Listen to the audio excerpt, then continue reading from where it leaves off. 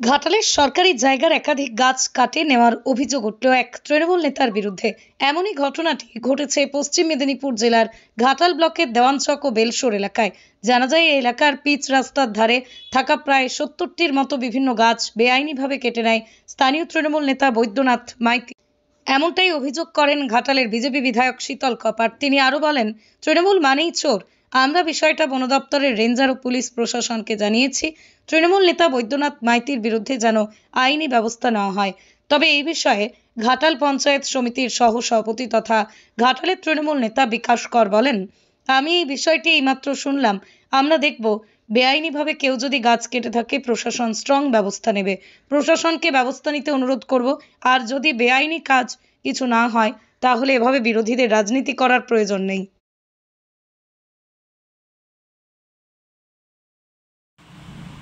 বিগত বছর দেয়ানচক এবং বেলসরের রাস্তায় যে গাছ ছিল অবৈধভাবে তৃণমূল নেতারা আত্মসাৎ করেছিল, আমরা বিভিন্ন আইনি পদক্ষেপ নিয়ে সেইটাকে রুখে দাঁড়িয়েছিলাম।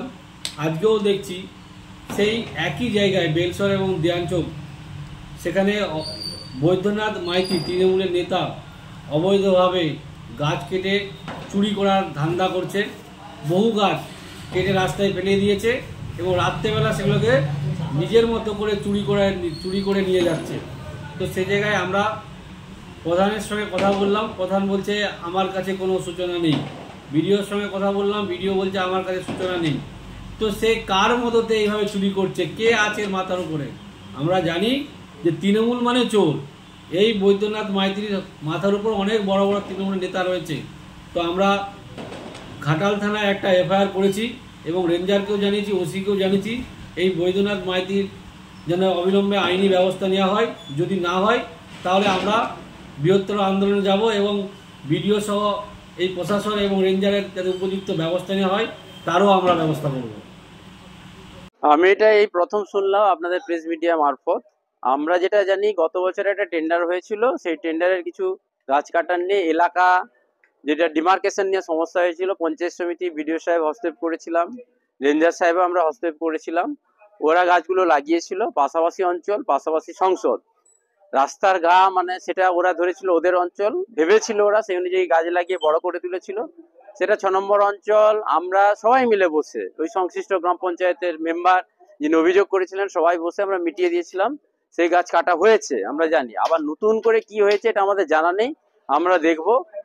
বেআইনি ভাবে গাছ কাটার বিরুদ্ধে যে কেউ যদি বেআইনি ভাবে কিছু করে থাকে, প্রশাসন স্ট্রং ব্যবস্থা নেবে। প্রশাসনকে স্ট্রং ব্যবস্থা নিতে অনুরোধ করব। যদি বেআইনি কিছু কাজ না হয়, অযথা কোনো ইস্যুকে সামনে এনে নন ইস্যুকে ইস্যু বানানো, এইভাবে রাজনীতি করার প্রয়োজন নেই। প্রকৃত ইস্যুকে নিয়ে রাজনীতি হোক, গণতান্ত্রিক পদ্ধতিতে অবশ্যই বিরোধী দল তেনারা কাজ করবেন। বিধায়ক সাহেব নাকি এটা নিয়ে কথা বলেছেন, আমি বিষয়টা খোঁজ খবর নিই। সোমবার আমি বিকেলের সময় আমি নিশ্চয়ই ওদের সঙ্গে বসে আলোচনা করে বিষয়টা নিয়ে সিদ্ধান্ত গ্রহণ করব।